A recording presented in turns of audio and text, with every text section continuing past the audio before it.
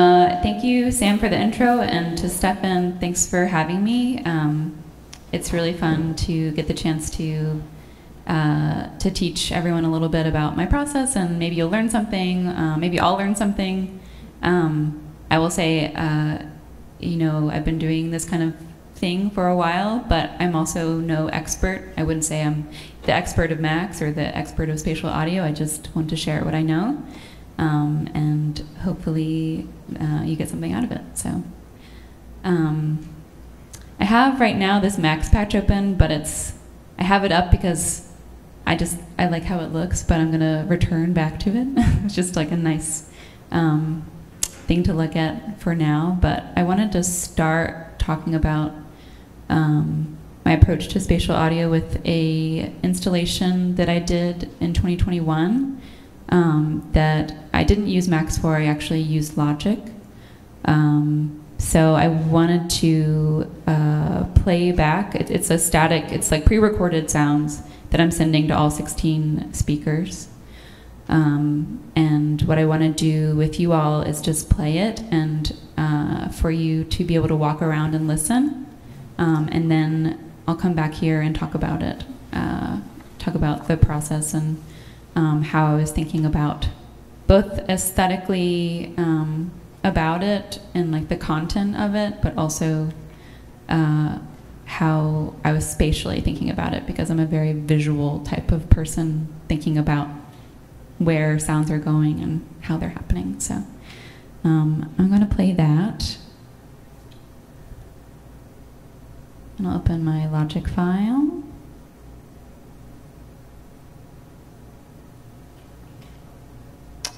And I'll talk about it afterwards. Kind of want to see what you all think, and then I'll talk about what it is and what it means. Yoshi, would you mind turning down the lights?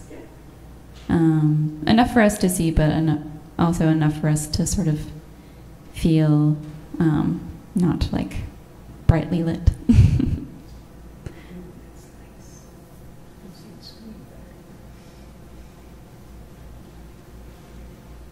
Okay.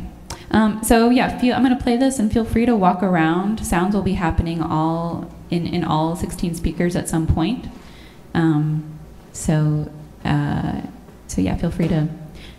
You can also sit in a place for a while, however you feel. But I will play it now.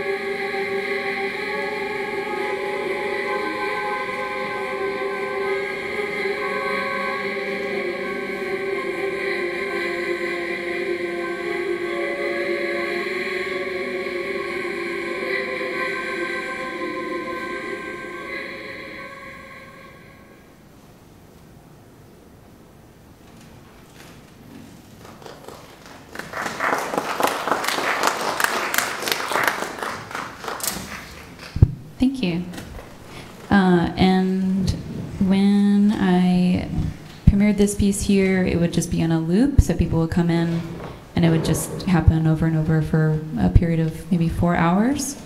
And I wanted to play it before giving context because I think it's always interesting to kind of put your own meaning into it. Perhaps you felt something, but I want to explain the context for it and then talk about technical things a bit. So yeah, inspiration for this piece, I was at the time, and probably like a lot of people post-pandemic, grieving a loved one that I lost.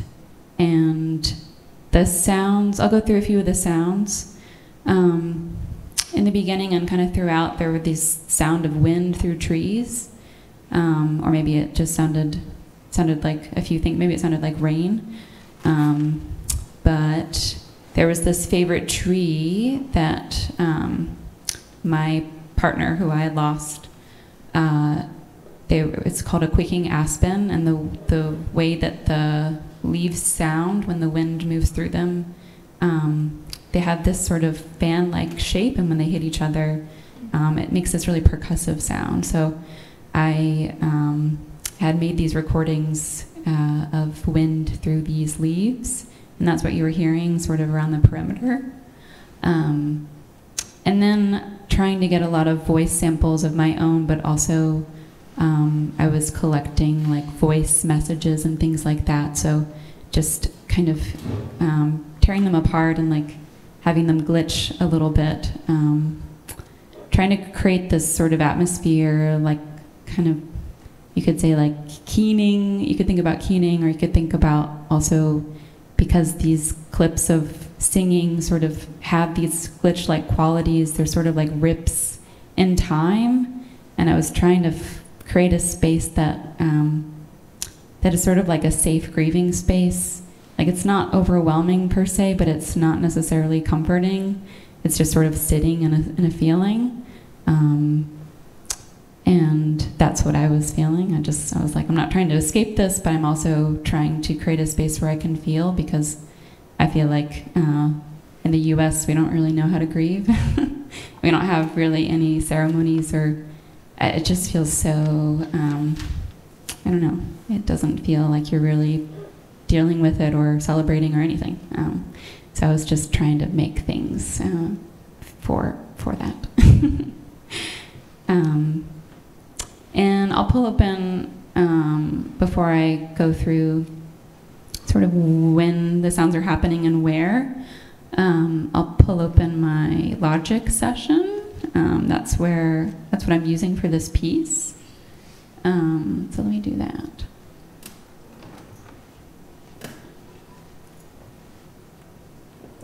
Let me make sure you can see what's going on.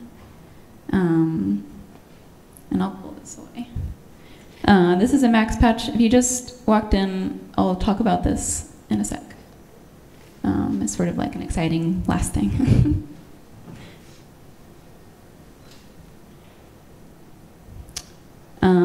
So I don't know, everyone's level of expertise in working with audio. And also feel free to just, if you have a question, if you want to ask something of me while I'm going, just go for it. I know we have a mic for later, but if you just want to, I can repeat a question if you ask, so just like, feel free to ask me a question. So yeah, a lot of audio artists work with digital audio workstations, which this is one of them. It's this Logic Pro X, I think I'm still on X. And here in this DAW, it's really easy, and like most DAWs, to hook up to the CLEAT system. I basically have one track per speaker, and I don't know if maybe this is helpful, but I'm just like, when I come here and I download drivers, I just make sure, let me pull this window over here. Just make sure that I'm hooked up to the system. So it's the 16A, I believe, it's Motu, right? I think. Yeah, Motu 16A. I'm making sure that I'm just hooked up to it, and then I also make sure per channel that I'm going to the speakers that I want to. So the first, we have 1, 2, 3, 4. So this is 1, speaker 1, 2, 3, 4, 5, 6, 7, 8, etc., etc. So it's actually fairly easy to set up. Yeah, it's really accessible. And if you're not working with Logic, a lot of DAWs are similar, and people here can certainly help you with that. Yeah, so these are all color-coded. They might look a little different in this light, but I color-coded them for a purpose. I also have them pretty automated too, so when I came in here, I had a lot of them. They were mixed, but they were for stereo. And when I came in here, they were pretty loud. Each speaker was really loud, and I was like, well, I need to bring all of them down. So when I got in here, I really had to remix it in a sense. So that's something that I learned, something important to know, is you're always going to be mixing to the space. And if I'm, it does do this weird thing when I zoom in, but maybe I'll just stay zoomed out. But yeah, I changed a lot of levels. Anyway, I color-coded them because I was thinking spatially about where I wanted things to go and where I wanted them to be. And so I'll refer back to this, but I want to talk about, I have a little visual aid for this. Let me pull it up.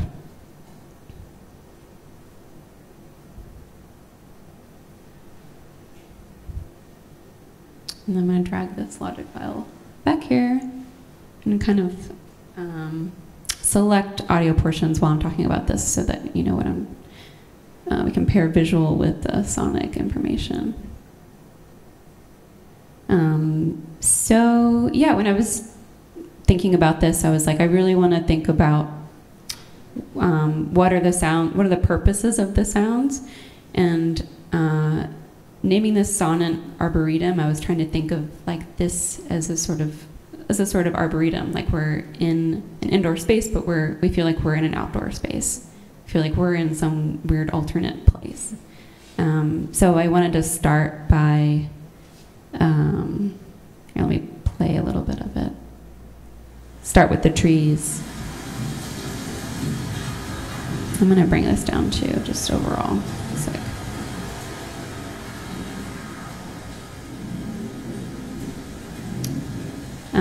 so yeah, I put them in, I didn't number them, but essentially it's 1, 2, 3, 4, 5, 6, 7, 8, 9, 10, 11, 12, 13, 14, 15, 16. And so I wanted the trees to be around the perimeter, and that's what I started with. And the second section, I brought in those recordings. I manipulated them, and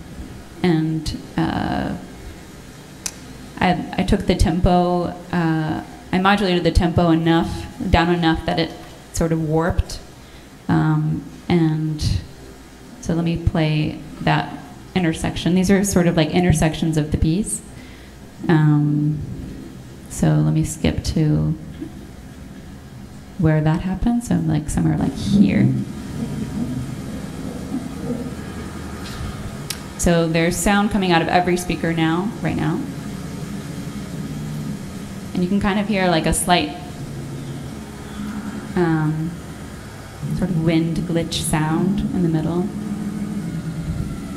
And you can hear the sirens outside. There's more spatial audio going on outside of the space. And then after that, another intersection.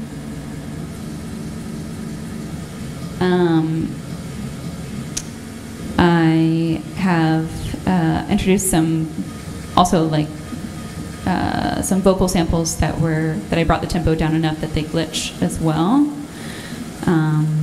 And so I'll play a section of that, so we can hear where that is. So introducing voice here with the wind taking the trees out. So around here. That's my own voice.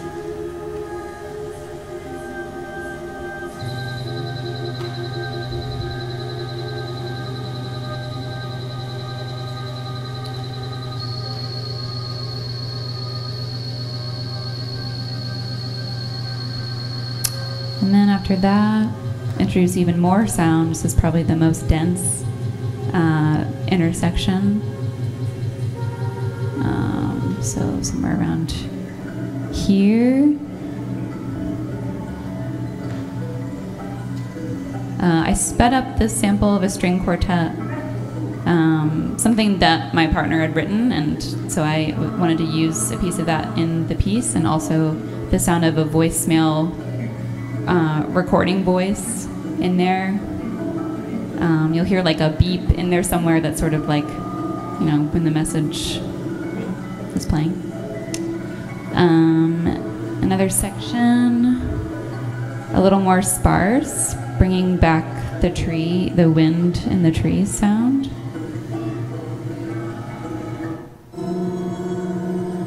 We still hear that string quartet. It's the really high-pitched, like a different timbre, so it sounds like strings, but it's pitched up because it's sped up. And then it's actually getting to this section.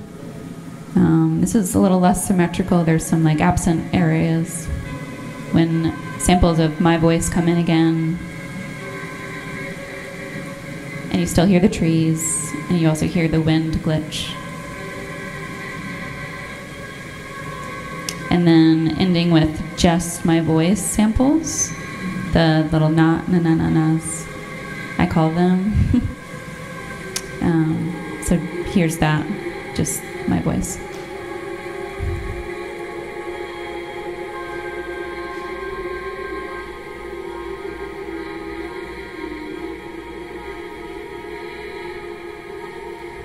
And some of the absent areas are just, they're not just, these sections are not just like block by block, but often there are transitions happening. So sometimes there's an absent space where something was and is no longer. So there are transitions, how? How can you say more about the transitions? Yeah, you mean technically or like aesthetically? Oh. Yeah.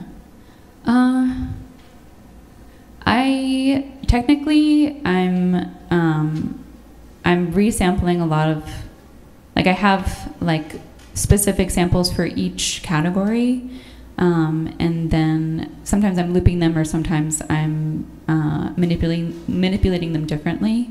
But a lot of the time there's a lot of crossfading happening, which is a little more simple, but that sort of makes it more seamless. If someone doesn't know what crossfading means, because I imagine we have all kinds of levels of folks here. Let me do this little dance, bringing this back over.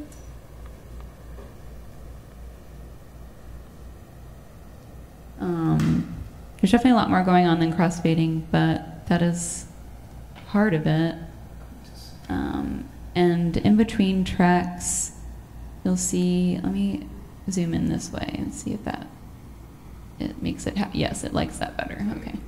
But essentially like crossfading is to make these transitions seamless, and because I'm maybe taking one sound out of like speaker 2 and putting a different sound in, I want to make sure to crossfade, so essentially the sound is fading out of one as the sound is fading up in another, if that makes sense. I don't know if anyone, maybe everyone is like, yeah, we get it. We know. But that's a big part of it. So, and I was also looping things because, in a sense, I think aesthetically, I really felt wanting to be like stuck in a feeling, and just trying to understand it. So I think the repetition, and repetition is a big part of my work in general. I work with tape loops, but also vinyl loops and sort of like broken machinery too sometimes, and really like to get into like a singular sound and like magnify it and then layer it. So that's kind of a lot of what I do with vocals or sampled sound. So I don't know. I think maybe that answers your question. In this first section, where it looks like all the waveforms are kind of on top of each other, playing at the same time, is there like, are they all just playing the same thing out of like 12 speakers or whatever, or is there something? Yeah, that's the same file, but they're playing out of the perimeter. So I wanted them to be all the same sound, but playing at the same time. And sometimes that happens. That's probably that's the sound that I wanted the most to be happening like in multiple areas at once.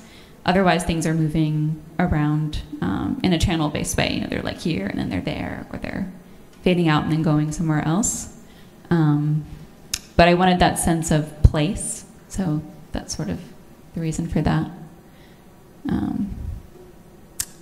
But yeah, it's a lot of taking of material that I found really important, and then like layering it and trying to hear it in the space and actually realize it and make sure that it feels the way I want it to, you know, not just conceptually, but sonically. So, yeah. Any other questions about this piece or about DAWs in general? Or like, you know, if you're like, I really want to do this, but I'm confused about this. You can also hold your question, but you can repeat it if you have a question now. I have a question. When you're planning where to place sounds in the field of speakers, can you tell us about that decision-making process? Yeah. I think, especially for this piece, because honestly it was one of my first sound installations really in this with this amount of speakers. I was really trying to think symmetrically, so like I really wanted certain sounds to I wanted to picture them in my mind in a way that they're happening simultaneously but like spatially in the same like ratio, I suppose.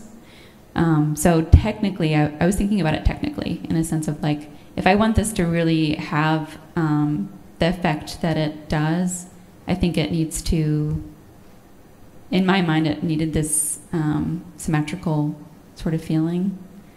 And that also was an easy way for me to approach it, to like see the grid, to map it out, and especially because things aren't like panning really fast around the speakers. It's all just sort of stationary for a while and then things shift. So, yeah. Well, great. If you have questions about this later, we can talk about it. I've got a question. Yeah. So for the voicemails or the string parts, do you do the manipulation using Logic here, or? No, you know, it's actually this one thing that I did that I found in Ableton, and maybe other people have done this before. It might be like a familiar glitch, but if you take the tempo down on a sample, like down to the lowest it possibly can, Ableton is like, I can't process this, and then it just glitches out. And I really love that. I love when things don't work the way that they should. So that's a little secret. And maybe it's not a secret at all. And everyone's like, it's like when you have a pedal and you're like, oh, I know that person's using that pedal. It's like, that's that Ableton sound. But I'm happy to share it because even if you're just like playing around, it's so fun. Because Ableton is such like a grid-based software, when you catch it like spazzing out, you're like, yes, I did it. I broke Ableton. So it's really fun for me. And otherwise, I was just taking pitch shifting things in Logic or in Ableton. You can do a lot of those things already in Logic. So any like tape manipulation techniques, reversing or looping, splicing, all of that stuff. If we want to put it in like analog tape terms. Yeah. Cool. I want to move on to some Max patches because, yeah, but I wanted to, this is a nice intro in case you've never done spatial audio. I feel like this was my first project in this space, so I feel like it's maybe like a little more accessible. So I want to talk about it. But we will move on.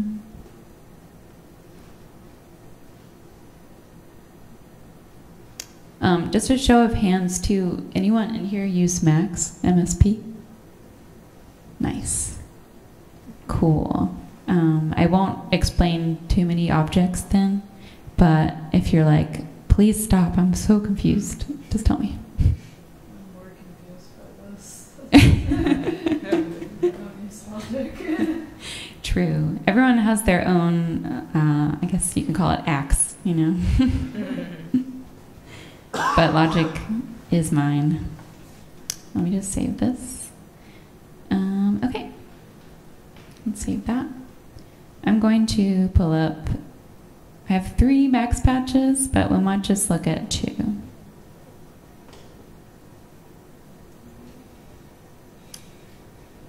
I'm using a combination of Max techniques and objects and signal flow that I've used, and then also there are some really great panning objects and range of objects that are available to you on the CLEAT website. So I wanted to incorporate both so that you know that you can use these and that it's easy to do so, but then also show you a little bit of some audio processing that you can do going into it, just as an option. And if you like these patches, I can make them available too. They're really fun. And when I was starting out in Max, what I really loved first was bringing files in, pre-recorded files, and then kind of like sections of songs, and then remixing them using Max and like looping, and I don't know, it's so fun. I love when software sort of takes over and makes something new with your piece. It's just, yeah, it's incredible. Max is just like, it's like Legos. You can do anything with it. You can build anything. You just got to start somewhere. So let me set this up. It's going to take me a second to load things. Let me also pull this curtain because I can't see.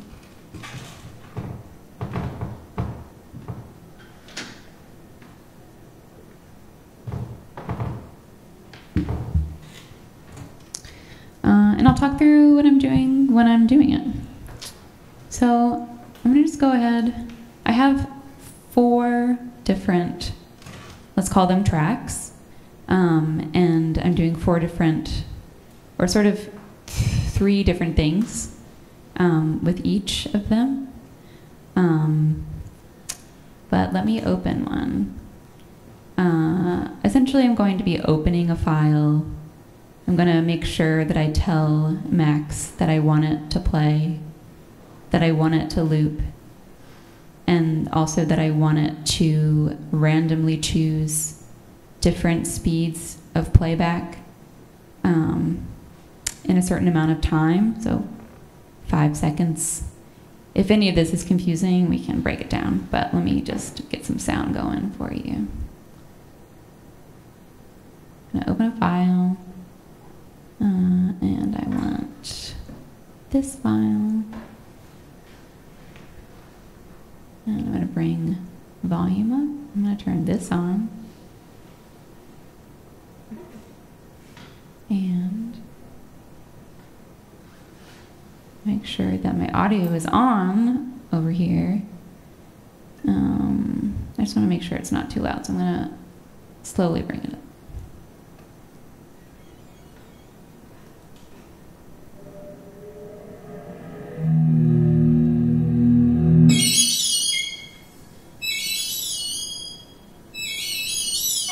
I'll let it play for a second.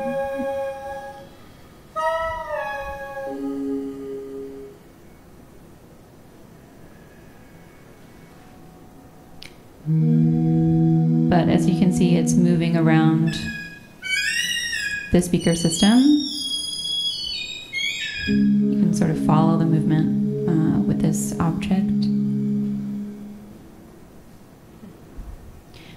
And what's happening, so I opened a file that I already pre-recorded, and then I'm looping it. So Max is all about signal flow. It's like what is telling what to do and in what order.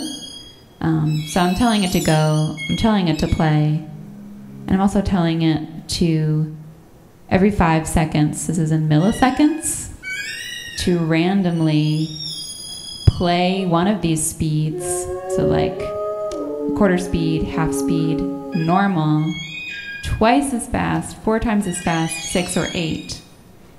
And you can see that number show up here.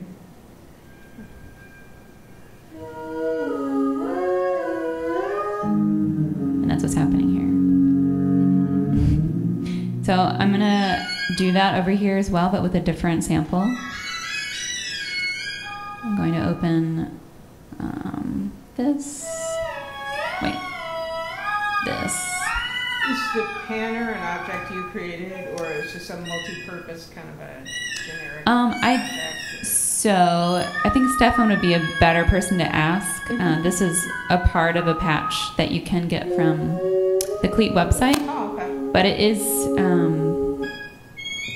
an object that you can work with. I mean, this is displaying the process. Yeah. This object is displaying that process, but this op square is not the process itself. It's just sort of showing you what it's doing. But all this information it's what is panning it. But I will not go further so that I don't. That's okay. Yes. Yeah. To repeat, I will let you know what I know, but I'm also always learning. So some of these things, yeah, forever a student. I'm going to open, I think I already opened this, and we're going to turn this panning on too. And this is a different file, but it's doing the same thing.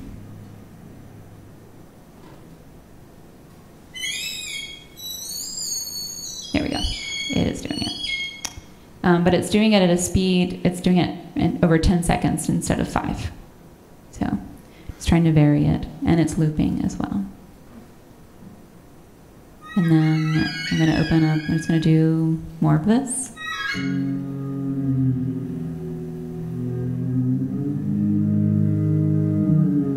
Open. And then I'm going to play at 0.25 because I really want something in a lower frequency. Let's turn this on and then bring this up.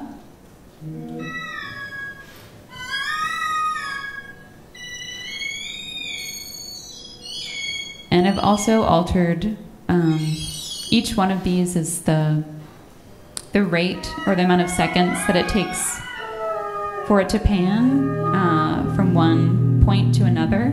So this is 5 seconds. What is this? 1.5 seconds? 10 seconds? And then over here, I want to bring in a synth that just plays in all speakers at once, kind of giving a bed to underneath the vocals. So same process. I want to loop it. I'm going to open it. Supposedly, there we go. Here we go. I want it to play speed, normal speed, but I also have these options, right? which is fun. Options are fun. And I'll bring it up.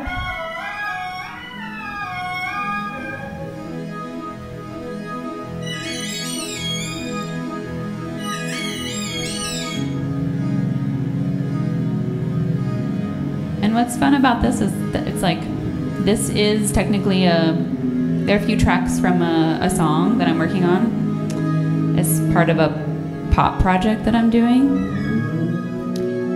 But what it's doing is completely reimagining the song, which is great. I love that. Perhaps this is the piece, or a different version of the piece, or it gives you a different idea of what you want to do with it. It's like Ableton, but it's like Ableton on crack, and so much better. So yeah, and then I can alter the speeds if I want to change the speed of this and the synth. I can also use this object, which will alter the speed in whatever value I want. So I can go, I don't want a decimal, times 10 speed if I want to. Just like, wow, we're getting crazy. But then I'm like, you know, I like normal speed, and twice as fast too, or half speed.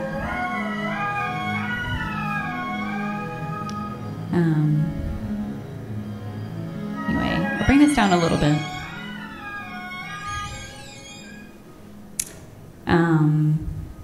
Yeah, anyone have any questions about this? Or you can save them too.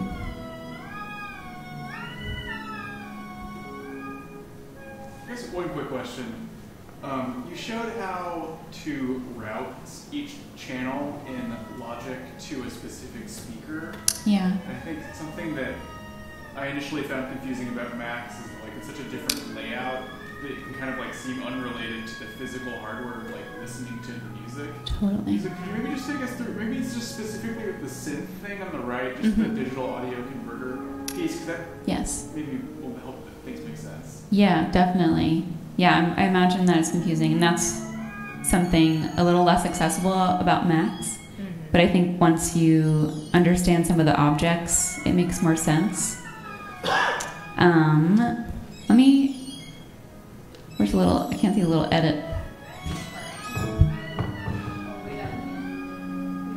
You're almost there. Control E, I guess. Or Command E? Yeah. Yeah, there we go. I just want to move this object around a little bit. So these tracks are going through, are panning around, but we can see better the routing of the sounds through the 16 speakers through this object, this digital audio converter, which essentially takes analog audio and digitizes it. And so here we can zoom in.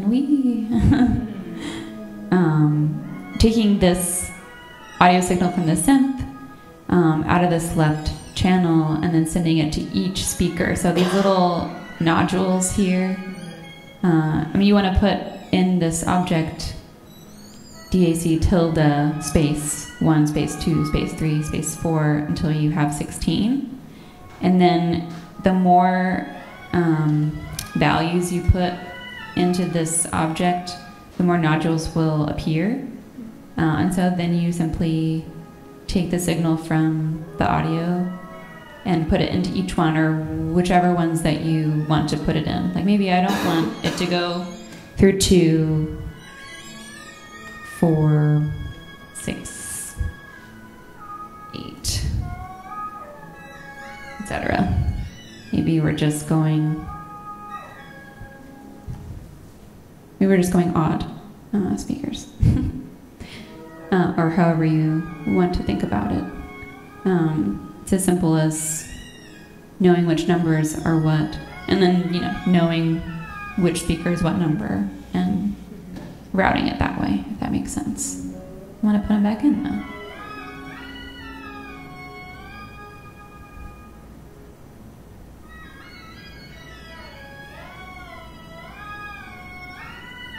Sometimes I imagine if you're a Maximus P nerd, you know, carpal tunnel is perhaps part of your life. It's a lot of patch cables. But also you can make things look really nice too. I did the best I could, but you know, there are always ways to make things look better too. Does that make sense? Yeah.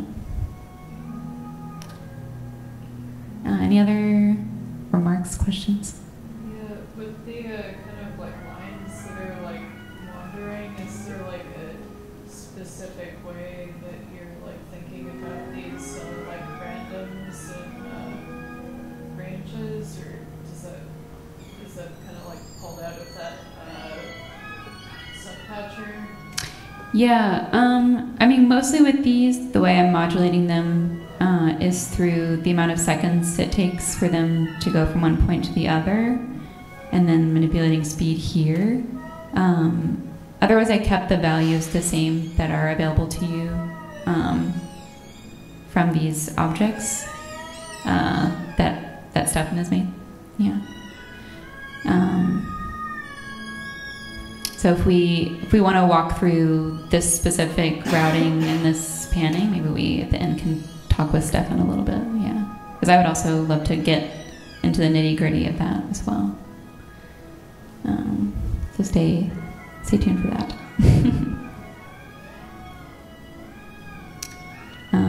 Okay, cool. Well, let me show you. I have one other patch that I want to show you that's that has to do with live audio. And then if you all want to play with it, it's really fun. So I'm going to turn this off. I also turn. What's the name of your pop project? 4D Girls. It's like kind of experimental pop. Me and my friend Corey Smith are we're collaborating on it. Yeah, it's really fun. It's fun to make experimental music, and it's also fun to make pop music. Okay. I'm gonna exit. We'll save it. I just want to make sure I'm not playing two at once. And I'll open up this other one.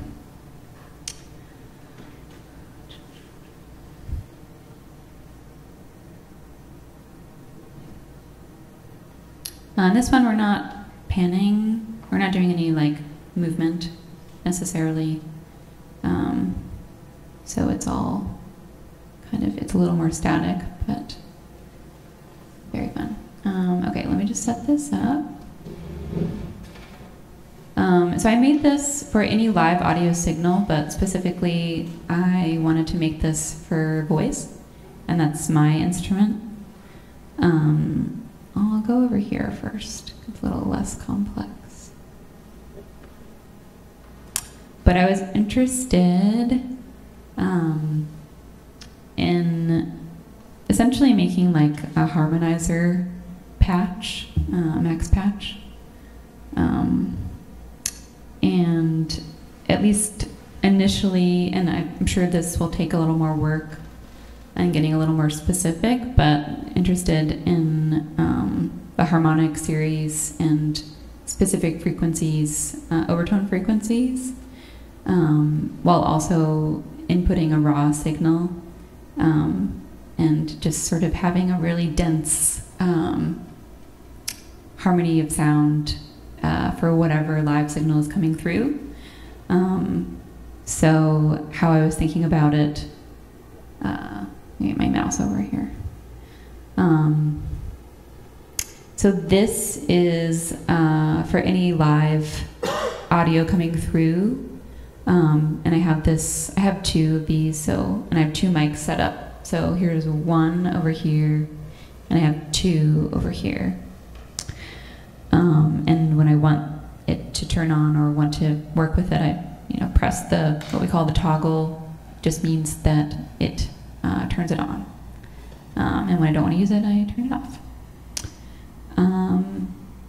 So I have these values already preset in messages. just in case I want to both refer back to them. Like if I want to modulate a number here, which in this case means in frequency. If I want to change like a hertz, a frequency in hertz, I can do it via this number box. But if I'm like, I really want to go back to the raw signal, we can go back to it.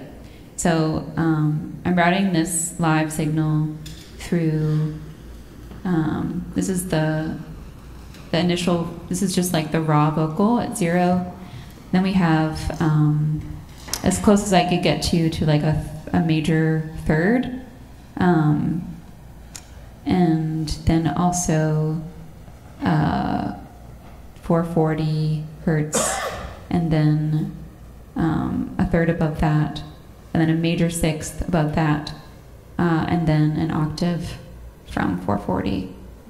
And then the other way back down, an octave from 440, and another octave down. So this negative means it's lower in frequency. So yeah.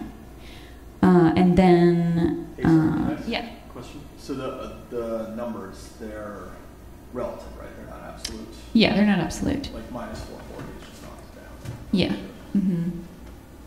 Yeah, and it's possible that like this, I calculated this, these numbers, but it's possible that to get very, very precise, we would have maybe like, 4 numbers behind the decimal, to be like exact. But this is something that I was just recently making, and so it's just sort of like a demo, but I imagine it can be improved. But yeah, so each of these, I'm essentially compounding this signal. I'm putting the signal into making it spread across all of these frequencies, these 8 frequencies, and then putting it, again, we see this object into the 16 speakers, and I'm spatializing them. I wanted the frequencies on the very edges to be closer inward, and then more of the raw and the smaller intervals around, just to try it. Thought it would be interesting. So let's see what this sounds like. I'm going to bring these signals up. And if you also want to be precise about this, you could put a number, like a message, or a number object, and then set it. But for now, just for our purposes, I'm just going to eye it.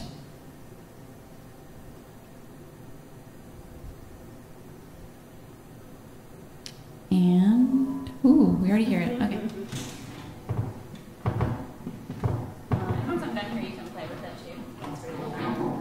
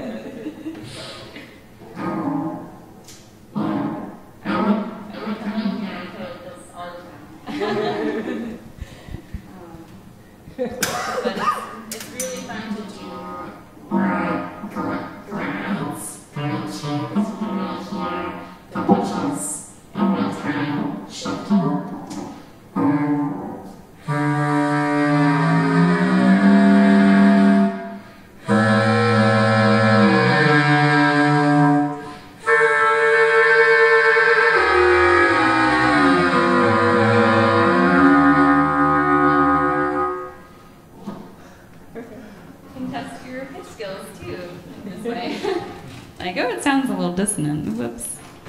And we will get dissonance because we're also, if we wanted like the harmonic series, you probably wouldn't want that raw signal in there, but I kind of like it in there. So, okay, I have another version of this that's even more fun. We're adding some delay to this signal. Which one's the raw signal? 0? So yeah, this 0 here. So if I'm just going to bring this one up. it will be delayed, but you're not giving any additional pitch to it, so this is that. And there is, did I? Yeah, I didn't set a delay on this yet, but this is the raw signal. Sounds a little bit like. Yeah, what does that make? Both of them are on.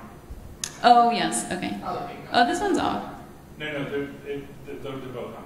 Oh, okay. Yeah. Oh, that's where you go. Can I bring this down though? Why does the raw make it dissonant? Is that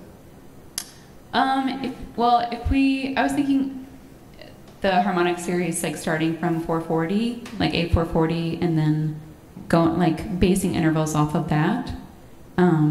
So, you know, if I did sing an A, for example, then I think that would be more within the series itself. I mean, also maybe someone, if you know a little bit more about this, you can correct me, but that is what I understand.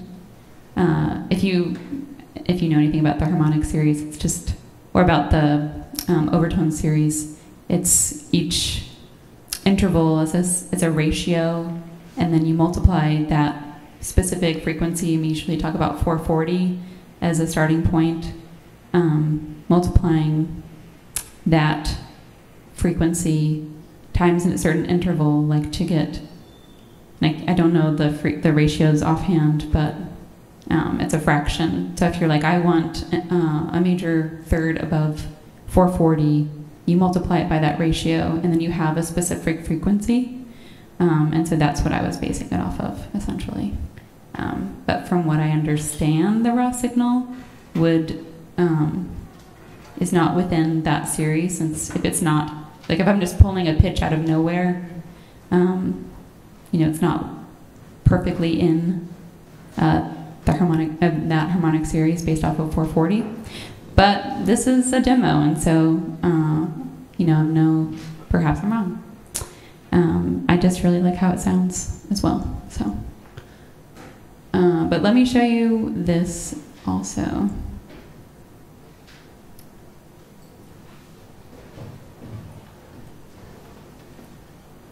I'm gonna do just a series of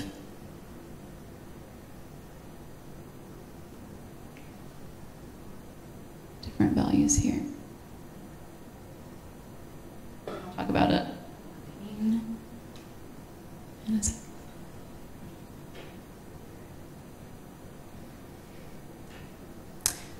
So this is the same as this, except I'm adding delay to each track. And so this tap in and tap out, these objects, essentially the signal's going through here, you're telling it, you know, we're resampling 5 seconds of audio here, and then this is how much delay, how many seconds of, or milliseconds of delay there will be at the output of that signal at this tap out. You can kind of see logically how that's happening. And so let me bring up these. And what I'm doing too, there's a lot of cables here. We're already hearing the signal because each signal I'm duplicating. So the signal from just the frequency is going straight to the DAC, but also the delayed signal is going to the DAC. So we have twice as much data going into the speakers. So, but let's see how that sounds. We're gonna have some delay, and it's really fun. And I imagine all kinds of instruments would be fun with this.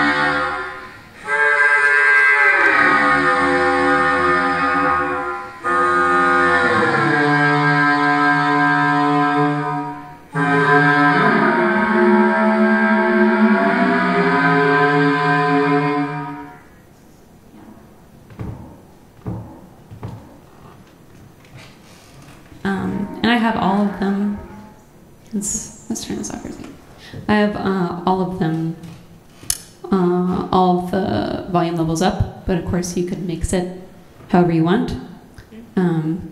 But it's really fun to hear all of them at once. But as you can see, you can get really, you can change all these values to make it even more unique to whatever you want to do with it. So you could add a lot more delay to these. And you can also change the frequencies to, these are easy to change. Literally just drag. Or, if you have a controller too, you can hook up with MIDI and do it that way if you really don't want to use the touchpad. I would have done that, but I think I need a new USB hub. I'm using all of mine right now. Any questions about this one? Is there a way to adjust the buffer to make it respond more or less quickly to the audio? Oh, you're talking about like the delay in between the signal and like it reaching the speakers? Yeah. That's a great question. I'm not sure. That might be more of a Stefan question. Yeah. So what was it you wanted to increase the amount of time until it reaches the speakers, or just to manipulate? Well, I guess change the responsiveness of it to like when you were talking about doing the pitch changes, how you could kind of hear that. Oh, sure. Like more immediate. Yeah. Yeah. Yeah, like the way that it tracks. Yeah. I mean, it could be the amount of data, but I'm just not. This is something that I think I would know less about. Yeah. If I can just jump in, the quick answer is that much like in Logic where you set up the output device, Max has something like that too. It's called options, and you go to audio status, and you can change the buffer size there. A lower buffer size, like 256, it's going to start going like. Yeah. So 512 will serve you well. Oh yeah, here we go. 428 is the danger zone. So you just gotta figure. I see what you're saying. Yeah, so you can change these in the audio status. It's up here in options, audio status, and then this is where this is really helpful. You can set all of your inputs, outputs, all of your mappings, your input-output mappings, and everything like that. So yeah, this is where you can do that. I guess what I'm wondering also, is there an object that you can create within Max that would do that? Change the sample or the buffer size? Yeah. That's a good question. I also don't know. Yeah. There is. And actually this menu you're looking at right here is a Max patch. Nice, you yeah. You can actually unlock this patch, go in and edit it. Yep. Nice. Yeah. That's cool. There's two kinds of people in the world. People become nauseous when they hear this, and some people love this. Whoa, yeah. I don't know if right now performatively I would say to start messing with this, but there's a lot of really cool objects in here that give you access to controlling things about sort of like the underlying stuff in Max. And so yeah, there's a lot of I think it's mostly the AD status object, but yeah, there's ways to get into the hood and do all kinds of irreparable harm to the computer. Yeah, absolutely. Yeah. Yeah, pretty fun. I have a weird question about the speakers themselves. I don't know if it's weird, but why are there so many circular openings on each one? That's a good question. We can go into that if we want. Maybe let's table that one and see if there's any other questions that are germane to the stuff. But I'm happy to answer them. You might be able to answer it? I'm happy to answer it. Oh, okay. I don't mind. And if you have questions, I had one more patch that was basically this, but it's then, instead of going to the stack object, it's going through the panner process too, so that's fun. I can open it to show you. 1 second. And I left the name of it here, which you will then recognize it too when you see it on the website. But I have this same processes these frequencies, and then for this one I just ran everything into one delay, so all of them are becoming one audio signal into the delay and then into the panner. So I have two up here just in case anyone wanted to play with these while we're here too, or if you want to hook up your laptop you can do that as well. But yeah, does anyone, I forgot about this extra mic, if anyone wants to ask any other questions. I've definitely taken an hour plus, so. Anyone else have any questions? I can be your mic distribution person. Thank you.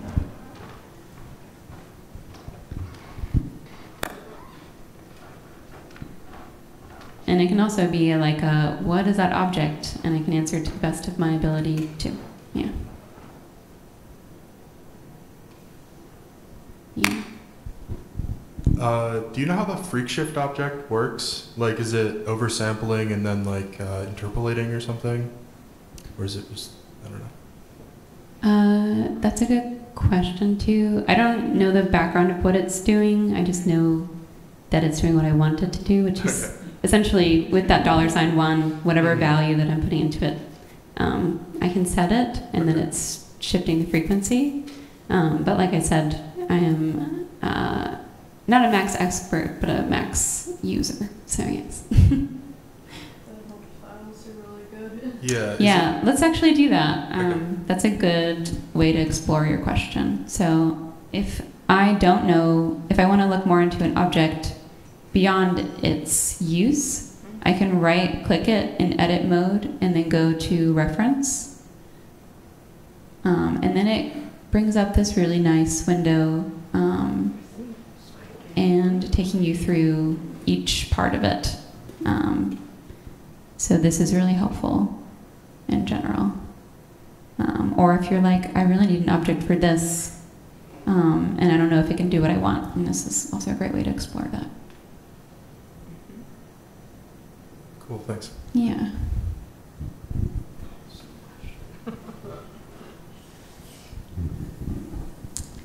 Sometimes too, if I have a question about Max, what's really useful is looking up a video, or forums are great when it's something so specific. You're like, I really want to do this specific thing and do this and then do that. A lot of people have already done what you're trying to do, probably. So forums are your best friend.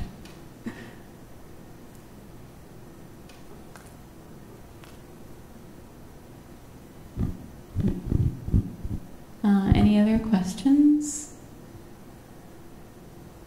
Let's go back.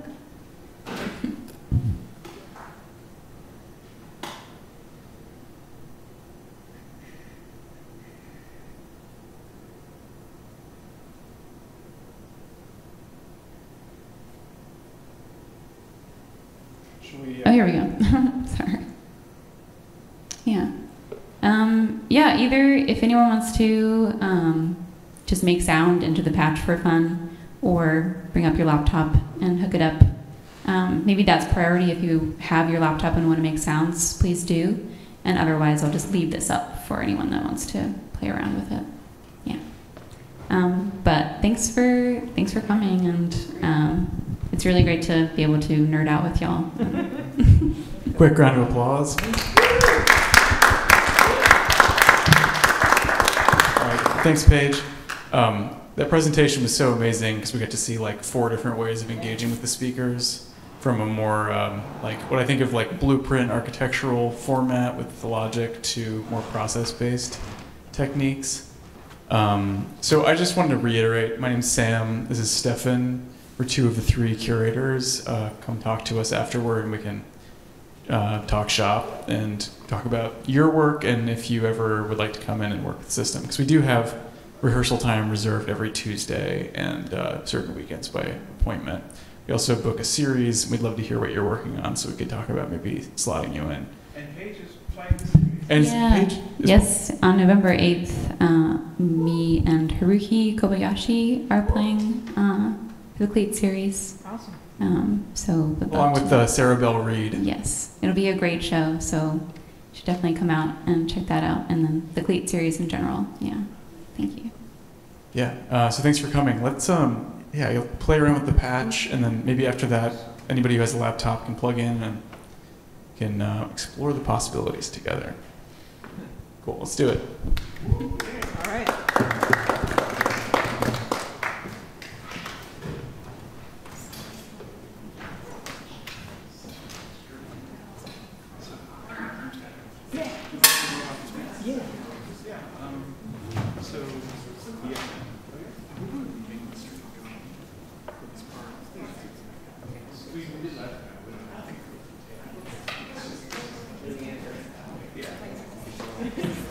Trails out. But yeah.